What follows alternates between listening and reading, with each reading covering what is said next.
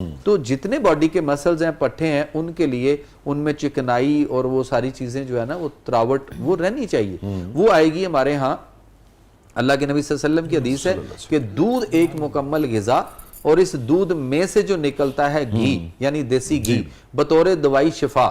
तो जिसको मेरे नबी ने शिफा फरमाया, उसको आज का कोई अगर कम अकल ये कहता है कि ये देसी घी खाने से बीमारियां आती, लेकिन अब कार्डियोलॉजिस्ट जितने हैं, अब मैक्सिमम उन्होंने भी, जो कभी आज से 20 साल पहले कहते थे, अब उन्होंने भी कहना शुरू कर दिया कि नहीं जी। फिर जब बात हमने नेचुरोपैथ्स ने उस दौर में भी तबीब ने की कि आप इसको ऑयल की तरफ आए, तो फिर कंपनियों ने अपना ट्रेंड चेंज किया और वो कुकिंग ऑयल ले आए। जितने कुकिंग ऑयल आए वो सारे के सारे बीजों के तेल हैं, सीड ऑयल हैं, और इतने कड़वे होते हैं, और उनको थाउजेंड्स ऑफ फ़ारेनहाइट पे ले जाके उनको प्रोसेस करके तो वो किया जाता है, और बहुत कुछ उसके अंदर भी डाला जाता है रिफाइन करने के लिए। वो सारा कुछ नुकसानदेह।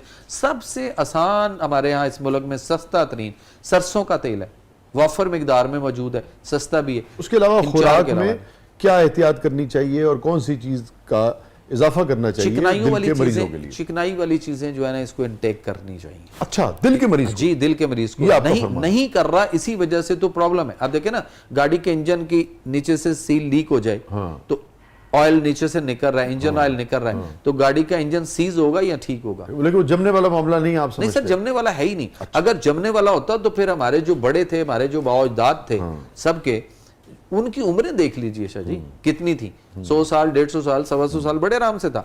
वो जमना होता तो फिर वो जो देसी घी कच्चा खा जाया करते थे, फिर उनके अंदर जमना था ना, यहाँ तो नहीं होता। तो और कौन सी खुराक से गुरेज करना चाहिए दिल के मरीजों? इनको वही आगे जो चटपटी फ्रोजन फूड जितनी चीजें हमने डिस्कस की है ना, उन्हीं चीजों से इसको अवॉइड करना चाहिए। डॉक्टर साहब, ये फरमाइए कि जो आर्टरीज ब्लॉक हो जाती है, लोग अपना इलाज करा रहे होते हैं, उनको कराना भी चाहिए, मगर आपका जो तिब वाला मामला है, या जो हर्बल या जो नेचुरल मेडिसिन है, उसके अंदर कोई नुस्खा है इसके लिए?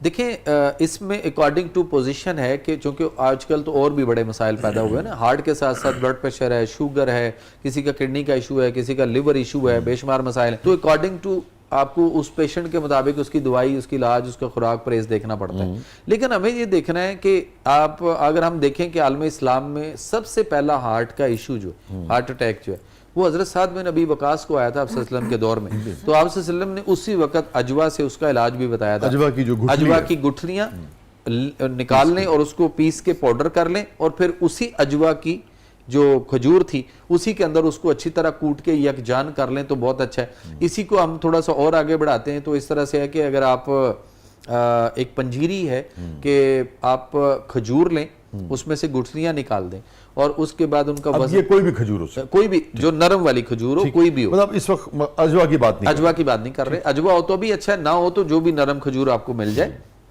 आप उसको लें, उसका वजन करें, फर्ज करें गुठलियां निकाल कर उनका वजन करें 1 पाव।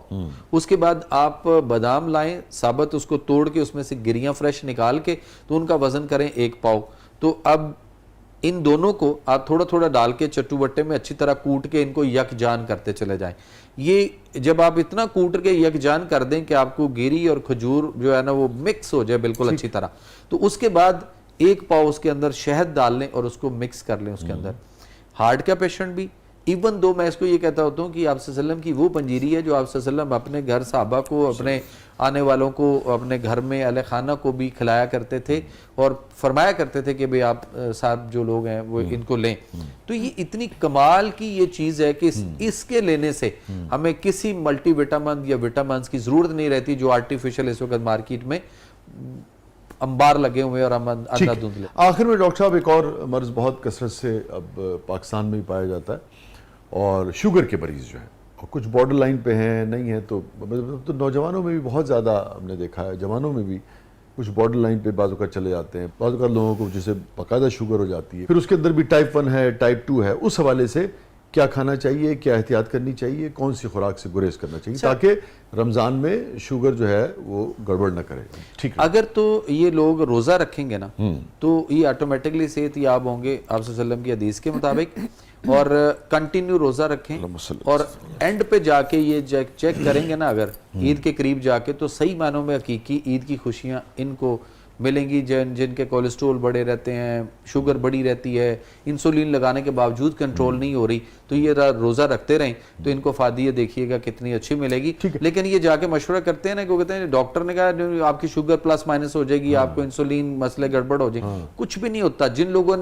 जिनको मैंने पिछले साल बताया था, जिन्होंने उस पर अमल किया, वो कमाल का उनकी रिजल्ट जो है ना वो एंड पे जाके क्या बताया वो आए कि रोजा रखना है, रोजा रखो सेहतियाब हो जाओगे। खुराक वो जो हम रोजे के मुताबिक बता चुके। दूसरी बात ये आ गई कि शुगर जो है ये बीमारी नहीं है, ये एक अलामत है कि आपके खून में शुगर का लेवल बढ़ रहा है।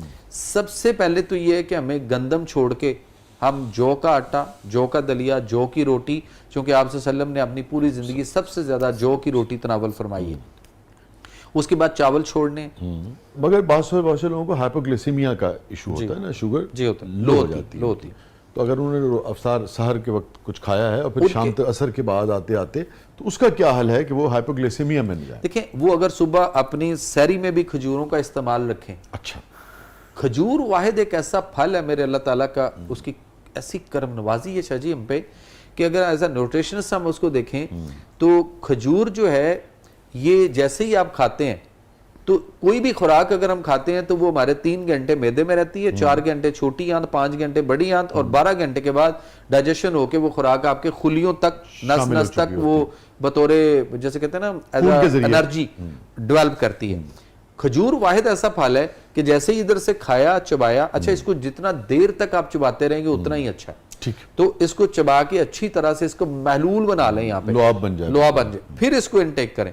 तो ये इतनी स्पीड से और कोई चीज आपके नस नस तक, खुलियों तक एनर्जी नहीं पैदा करती, इंस्टेंट पहुंचती जी पहुंचती है। शुगर में इजाफा नहीं होगा, शुगर में इजाफा नहीं होगा, उसको ठीक रखेगा। ये जो ग्लाइसीमिया वाले पेशेंट की हम बात कर रहे थे ना, उनका जिगर ग्लूकोज कम बना रहा होता है और पैंक्रियाज इंसुलिन पूरी दे रहा है। डॉक्टर साहब कभी इस तरह होया ਤੁਹਾਡੇ ਕੋਈ ਮਰੀਜ਼ ਆਇਆ ਹੋਵੇ ਤੇ ਉਹਨੇ ਕਿਹਾ ਜਦੋਂ ਮੈਂ ਤੁਰਨਾ ਮੇਰੇ ਗੋਡਿਆਂ 'ਚ ਦਰਦ ਹੁੰਦੀ ਹੈ ਤੇ ਤੁਸੀਂ ਕਿਹਾ ਹੋਵੇ ਮੇਰੇ ਬੈਠਿਆਂ ਹੋਣ ਡਈ।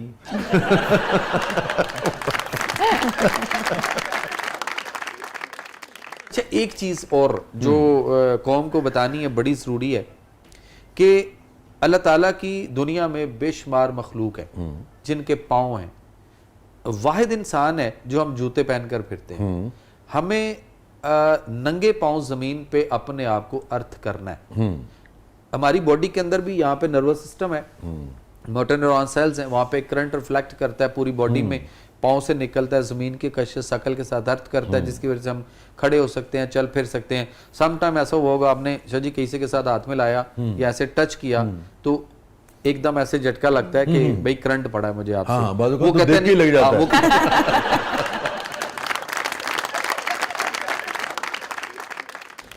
हमें अपने आप को 0 वोल्ट पे रखना है। ये लाइटें जितनी जल रही हैं, ये इसके साथ अर्थ जरूर है इस वक्त। अगर अर्थ को कट कर देंगे तो ये सारी लाइट ऑफ हो जाएंगी। हमें अपनी बॉडी को भी अर्थ करना है जमीन के साथ।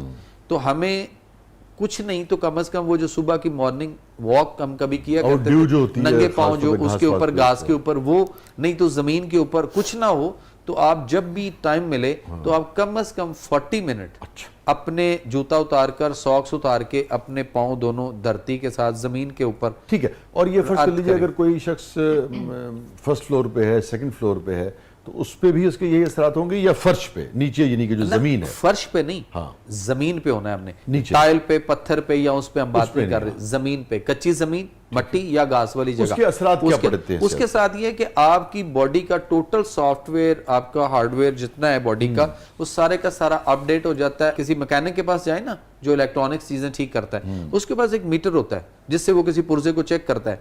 तो 2 तारें होती हैं उसके पास, एक रेड और एक ब्लैक।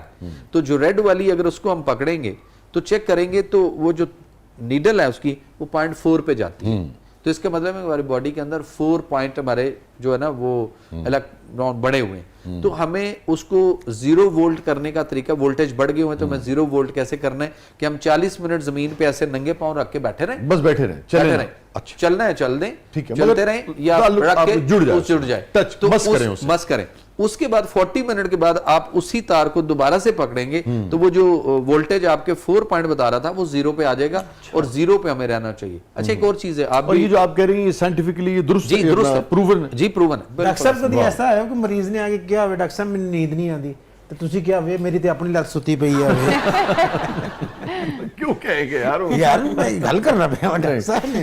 डॉक्टर साहब थैंक यू सो मच, आपने वक्त निकाला, आप तशरीफ लाए। और बेगम साहबा इस गुफ्तगू में भी अगर आप कुछ कमी बेशी करना चाहें, या डॉक्टर जो साहब कह दिया मियां साहब ने। नहीं, जो कह दिया वो सच है। आपके नाइस कपल। अल्लाह ताला सबको नसीब फरमाए ऐसा लाइफ पार्टनर डॉक्टर साहब का।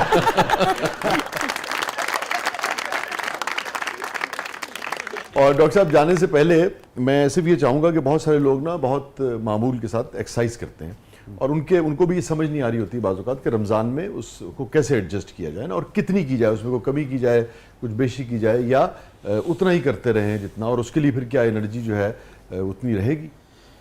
बिल्कुल रहेगी। एक्चुअल असल पे सर हमें ये देखना है कि इस वक्त रमज़ान में हर बंदा ये चाहता है कि मैं ज़्यादा खाऊं, दबा के खाऊं, ताकि मुझे असर तक भूख ना लगे। ओ भाई, इसको भूख लगवानी है। आपकी बॉडी के अंदर बहुत सारे वेस्टेज मटेरियल, बहुत सारी एनर्जी कोनों खुदरों में इधर उधर डंप पड़ी है। आप अपने जिस्म को उसको खाने दीजिए। तो एक्सरसाइज के मामूल में आप क्या समझते हैं किस वक्त की जाए? सहर के सुबह वक्त, सहरी करके उसके बाद अगर हम चाहते हैं कि खट्टे डकार ना आए, खुराक सही हजम हो, जुज़्वे बदन भी बने, रोज़े की इफादियत भी मिले, और हम सारा दिन बोझिल जिस्म के साथ और वो जो सुस्ती और कायली के साथ और कोई काम नहीं, लेथार्सी, डॉजीनेस, तो हमें सहरी खा के उसके बाद वॉक करनी है। कोई फिर भी यानी कि उसका मामूल है तो वो एक्सरसाइज किस वक्त करे? सहर के वक्त या सहरी के वक्त भी कर सकता है, और उसके बाद फिर शाम को, यानी जब अफ्तारी के असर के बाद जाके, अफ्तारी से कुछ पहले, कोई इशू नहीं है। बहुत बहुत शुक्रिया डॉक्टर साहब, आपने वक्त निकाला, आप तशरीफ लाए, थैंक यू सो मच। बहुत शुक्रिया आपका जी, आपने हमें इसमें रमज़ान के इस निशिस्त में, और आपके साथ तो मेरा वैसे भी एक बड़ी देर का ख्वाब था आपके साथ एक प्रोग्राम करने का, या थैंक यू तो बड़ी मेहरबानी। थैंक यू सो मच, बहुत बहुत शुक्रिया बेगम साहबा, आप तशरीफ लाई, थैंक यू सो मच। जज़ाकल्लाह। और ये भी कुछ खिदमत इनसे भी करवाती है कि बस आप ही इनका ख्याल रखती हैं? इनकी यही है कि ये कौम की खिदमत कर रहे हैं, हाँ। और मैं इनकी सेहत का ध्यान कौम को रखती हूँ। छोड़िए, आपकी खिदमत करते हैं कि नहीं? मेरी सेहत का तो बहुत ख्याल रखते होंगे आपकी। जाहिर सी बात है, उन्होंने अपनी सेहत जो ठीक रखनी है। और नाज़रीन अपने फीडबैक हमें आगाह कीजिएगा।